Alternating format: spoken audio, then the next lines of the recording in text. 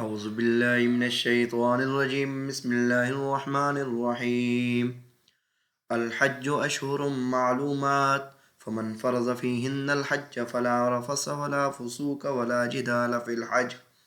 وما تفعلوا من خير يعلمه الله وتزودوا فإن خير الزاد التقوى واتقون يا أولي الألباب۔ امور مسلحہ میں سے امر مسلح حج کا بیان ہے کہ حج جو ہے یہ اللہ کریم کی معرفت اور قرب کا ذریعہ ہے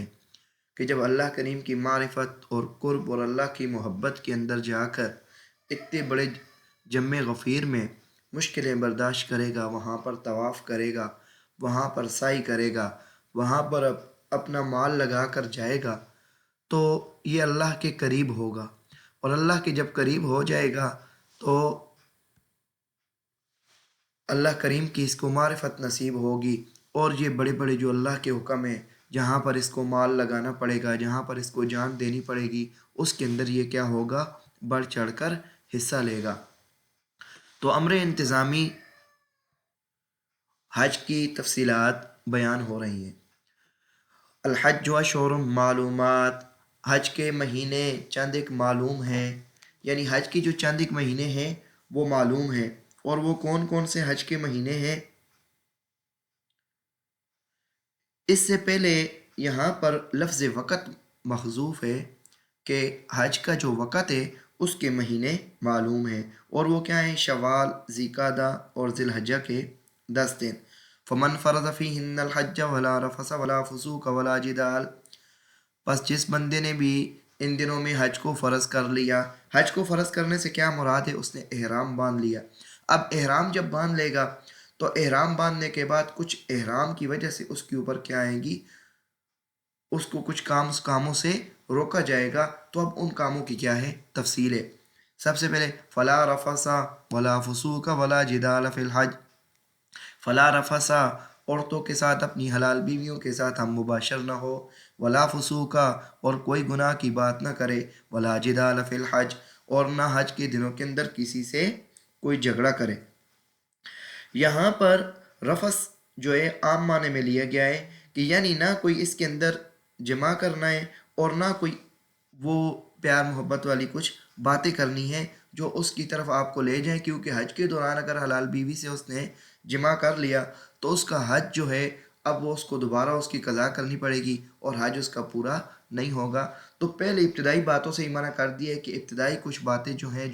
جو کیا ہیں، جمع کے دوائی ہیں، ان سے بھی کیا کرنا ہے؟ رکنا ہے، کہ اگر یہ غلطی ہو گئی وہاں پر تو اگلے سال پھر سارے پیسے لگا کر، پھر سارا ٹائم نکال کر، اور ساری مشکلات پھر اس کو برداشت کرنی پڑے گی۔ تو بالکل جنس کی نفی کر دی کہ بالکل جو ہے فلا رفث، عورت کے ساتھ ہم مباشر نہیں ہونا ہے۔ کوئی بھی ایسی چیز ہے جو جمع کی دوائی ہیں ان سے کیا ہے؟ بچنا ہے۔ جیسے تفسیر روح المانی کے اندر بھی کیا ہے؟ فحش فی الکلام سے بھی منع کیا گیا ہے، اور تفسیر ابو بکر جساس کے اندر الجماع و دواعی مخصورۃ علی المحرم، احرام والے پر یہ جتنے بھی جماع کے دوائی ہیں وہ سارے کے سارے کیا ہیں؟ منع ہیں کہ وہ جماع کی طرف لے جائیں گے۔ یا فسوق سے مراد ہر قسم کے غیر شرعی افعال کا ارتکاب مراد ہے۔ اور ولا خروج عن حدود الشرع بارتکاب المحظورات، کہ حدود شرع کو پار نہیں کرنا ہے محظورات کا ارتکاب کر کے، اس سے کیا کرنا ہے؟ رکنا ہے۔ جدال سے یہاں مراد یہ ہے کہ وہاں پر رش زیادہ ہوتی ہے، رہنے کا، اٹھنے کا، بیٹھنے کا، آرام کرنے کا، مختلف مقام ایسے ہوتے ہیں، تھکا ہوا بندہ آتا ہے، مشکل حالات ہوتے ہیں، تو وہاں پر صبر کرنا ہے، اپنے ساتھیوں سے لڑنا نہیں ہے، گھر والوں سے وہاں پر لڑنا نہیں ہے۔ وہاں پر طواف ہوتا ہے تو طواف کے اندر رش ہوتی ہے، ساتھ گھر والے بھی ہوتے ہیں، فیملی ہوتی ہے، تو کسی کا دھکا لگ جائے یا کچھ مسئلہ مسائل بن جائے تو وہاں پر صبر سے کام لینا ہے، وہاں پر لڑنا نہیں ہے۔ لڑائی جھگڑے سے بھی کیا ہے؟ منع کیا گیا ہے۔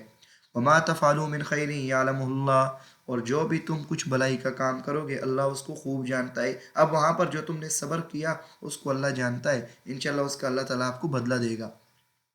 وَتَزَوَّدُوا فَإِنَّ خَيْرَ الزَّادِ التَّقْوَىٰ، اپنا خرچ وغیرہ جو ہے وہ ساتھ لے کر جاؤ۔ فَإِنَّ خَيْرَ الزَّادِ، کیونکہ بہترین جو زاد ہے وہ التقویٰ، وہ مانگنے سے بچنا ہے۔ اب مسافر یہ کوئی بندہ گھر سے کچھ چیزیں لے کر گیا ہے تو دوسرے کے پاس نہیں ہے تو اس سے مانگے گا، تو اگلا بندہ محدود چیزیں لے کر گیا ہوا ہے تو یہ اس سے مانگے گا تو وہ چلو ہماری چاچی زبان میں کہتے ہیں نکو شرمو دے ہی دے گا، لیکن یہ ہے کہ اس کو نہیں مانگنا چاہیے۔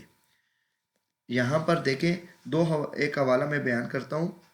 تفسیر مدارک کا، کہ یمن والے جو ہے وہ زیادہ راہ لے کر نہیں جاتے تھے اور وہ کہتے تھے کہ ہم تو توکل کرنے والے ہیں، فیکونون کلا الناس فنزل فیہم، تو وہ لوگوں پر بوجھ بن جاتے کیونکہ بہت سارے دن ہوتے ہیں اور جب رش زیادہ ہوتی ہے تو بندے کو پیاس ہوئے، بندے کے کھانے پینے کے مسائل ہیں اور 100 وعدے کاٹیں تو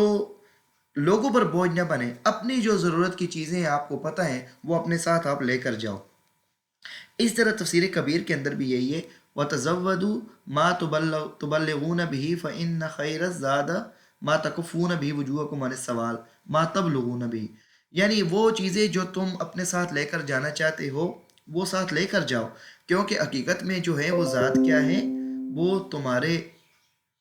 تم نے اپنے آپ کو سوال سے بچانا ہے کہ کسی سے کچھ مانگنا نہیں ہے۔ وَاتَّقُونِ يَا أُولِي الْأَلْبَابِ، اصل زیادہ راہ تو کیا ہے، تقوی ہے، لوگوں سے سوال نہیں کرنا ہے، مانگنا نہیں۔ وَاتَّقُونِ، اور مجھ سے ڈرتے رہو، یا اولی الالباب، عقل والو، لیس علیکم جناح ان تبتغوا فضلا من ربکم۔ حج کے ایام کے اندر وہاں پر جو حاجی لوگ ہوتے ہیں پہلے زمانے کے اندر اونٹوں سے لوگوں کو لے کر جاتے تھے، جو ان کا کیا ہے طریقہ کار تھا، تو وہ ان سے کیا ہے پیسے کماتے تھے۔ تو اب حضرت عبداللہ بن عمر رضی اللہ تعالیٰ عنہ کے پاس ایک ساتھی آئے تو انہوں نے کہا کہ جب حج کے اندر تجارت وغیرہ سے منع کر دیا گیا ہے تو اس مقام پر تو ہم کیا کرتے تھے، اپنے اونٹوں کے ذریعے یہ پیسے وغیرہ کماتے تھے، تو کیا ہمارا حج نہیں ہوگا؟ تو حضرت عبداللہ بن عمر رضی اللہ تعالیٰ نے فرمایا کہ ایک شخص جناب نبی پاک صلی اللہ علیہ وسلم کی خدمت میں حاضر ہوا تھا اور آپ سے یہی سوال کیا جو تم نے مجھ سے کیا ہے، تو آپ نے اس کو اس وقت جواب نہیں دیا، تو پھر یہ آیت کریمہ نازل ہوئی، لیس علیکم جناح ان تبتغوا فضلا من ربکم۔ تو وہاں پر کیا ہے، اپنی حلال جائز مزدوری کر سکتا ہے بشرطے کہ حاجی کے جو اپنے افعال ہیں اس کے اوپر فرق نہ پڑ رہا ہو۔ لیس علیکم جناح ان تبتغوا فضلا من ربکم، نہیں ہے تمہارے اوپر کوئی بھی حرج کہ تم تلاش کرو اپنے رب کا فضل۔ فَإِذَا أَفَضْتُم مِّنْ عَرَفَاتٍ فاذكروا اللَّهَ عِندَ الْمَشْعَرِ الْحَرَامِ وَاذْكُرُوهُ كَمَا هَدَاكُمْ وَإِن كُنتُم مِّن قَبْلِهِ لَمِنَ الضَّالِّينَ۔ یہاں پر عرفات کا ذکر ہے کہ عرفات جو حج کے ایام کے اندر 9ویں تاریخ ہوتی ہے، اس 9ویں تاریخ میں زوال سے لے کر شام تک وہاں پر ٹھہرنا جو ہے یہ حج کے اندر رکن اعلیٰ ہے۔ اگر کسی کا یہ رہ گیا تو اس کا حج نہیں ہوگا اور اس کا کوئی بدل بھی نہیں ہے۔ اب 9 تاریخ کو وہاں پر گیا تو یہ جو عرفات کا میدان ہے یہ حدود حرم سے بھی باہر ہے اور 9 تقریباً کچھ کلومیٹر جو ہیں 9 یا اس سے زیادہ کلومیٹر یہ حرم سے کیا ہے، مکہ مکرمہ سے یہ جو بیت الحرام ہے اس سے دور ہے۔ اب وہاں پر لوگ جائیں گے، وہاں پر ٹھہریں گے تو شام کے وقت وہاں سے مزدلفہ جو 6 کلومیٹر دور ہے بیت اللہ شریف سے، اس کی طرف کیا ہے لوٹیں گے، اور مزدلفہ جو ہے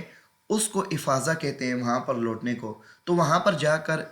عشاء کے وقت میں شام کی اور عشاء کی، مغرب کی اور عشاء کی نماز پڑھیں گے۔ اب یہ دو پہاڑیوں کے درمیان جگہ ہے، اس کو مشعر حرام بولتے ہیں۔ یہاں پر حکم ہے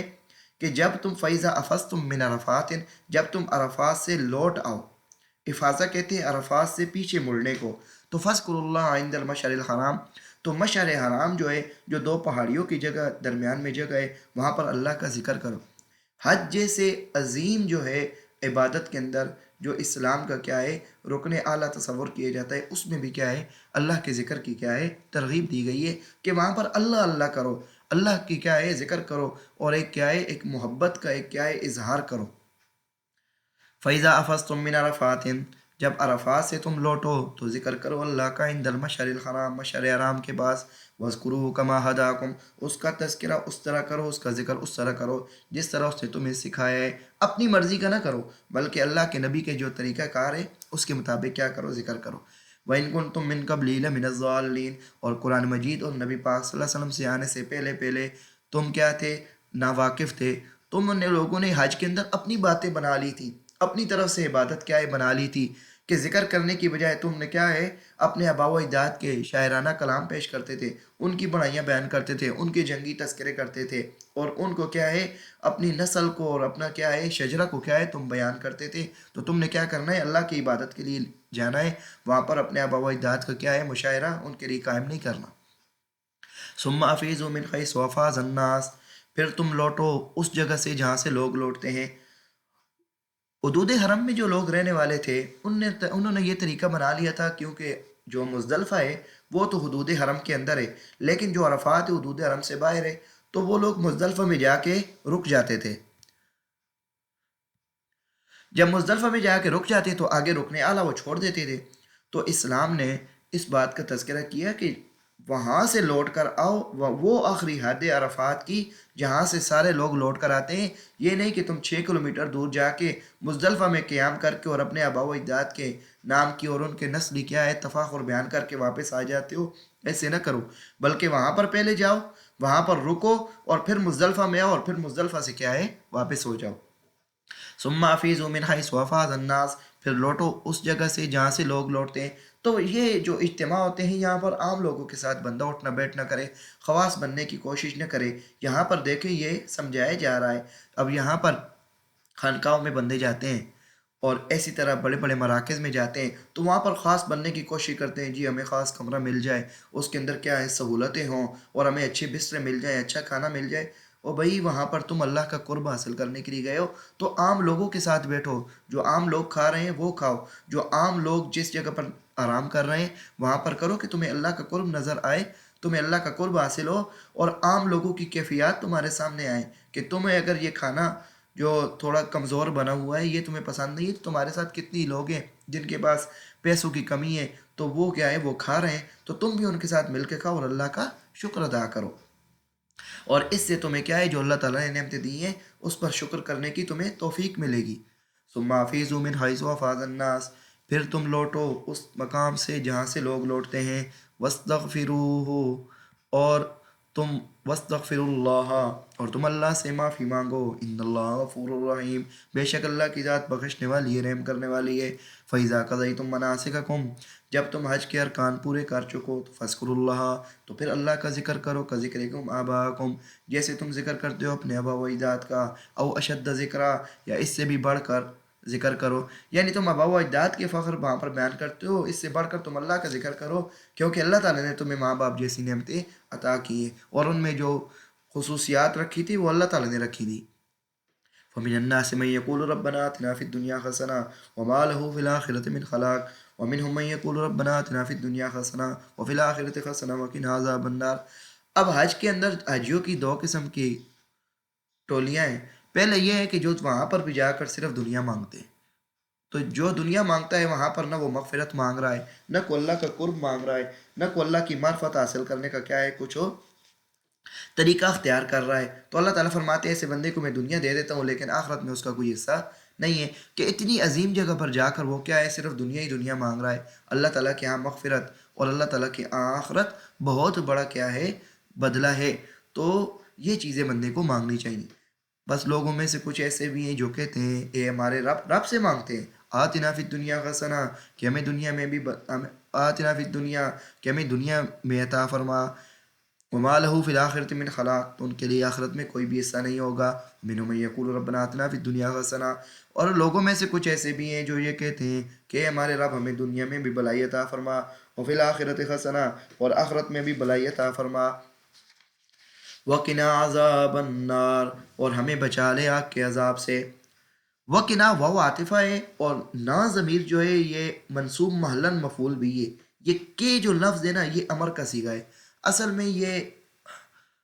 لفیف مفروق ہے وقع یقی وقایتاً سے، اس میں دو حرف علت ہوتے ہیں، ایک فا کلمے کے مقابلے میں ہوتا ہے اور ایک لام کلمے کے مقابلے میں ہوتا ہے۔ جب فا کلمے کے مقابلے میں حرف علت ہے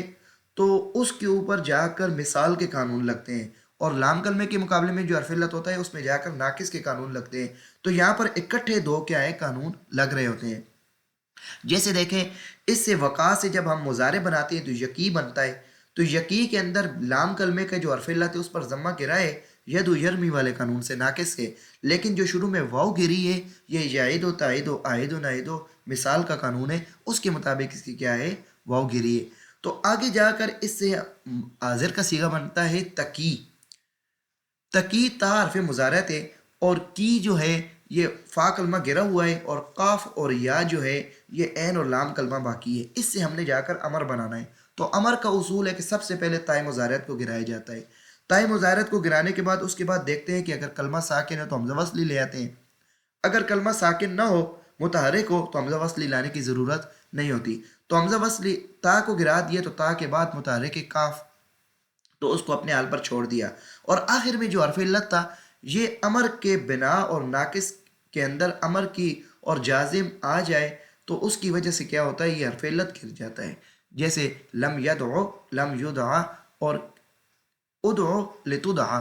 وغیرہ، یہ جو مثالیں۔ اب یہاں پر کے بعد حرف علت گر گیا، اب اگر یہ کلمہ یک حرفی رہ گیا تو اگر اس کے بعد نا ضمیر نہ ہوتی تو یہاں پر حال آنی کیا تھی، لازم تھی، کیونکہ کلمہ یک حرفی جو ہے یہ عرب والے اس کو پسند نہیں کرتے، تو کہ بن جاتا، حال آنی کیا ہو جاتی، لازم ہو جاتی۔